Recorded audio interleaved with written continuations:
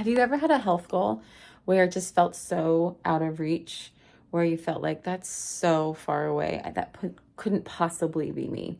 I've talked with a lot of women this week where they just can't possibly imagine someone loving them the way that they want to be loved, or loving themselves, or believing that they're beautiful.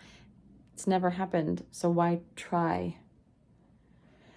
So you just kind of feel consigned. You feel like it's not even worth it anymore.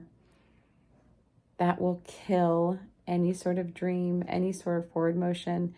And being really gentle with that, being gentle with this illogical thought, because it's never happened, why would it happen?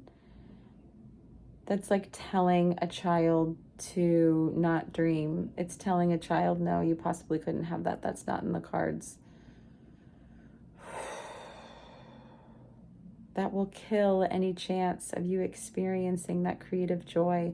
On the other end, fantasy is you escape into the future and you build these dreams and these lives that are so far from reality, or you build yourself in a bunker because you imagine catastrophe.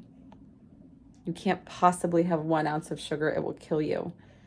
You can't possibly see yourself being in a healthy body right now. It's so far from reality. But you envision yourself running a marathon and you haven't even gotten out of bed today. Do you see kind of how the opposites are? So we want to be in a place where you can visualize, where it allows you to move forward 1 step at a time. So be mindful of the consigned or the fantastical thinking. Hope this helps.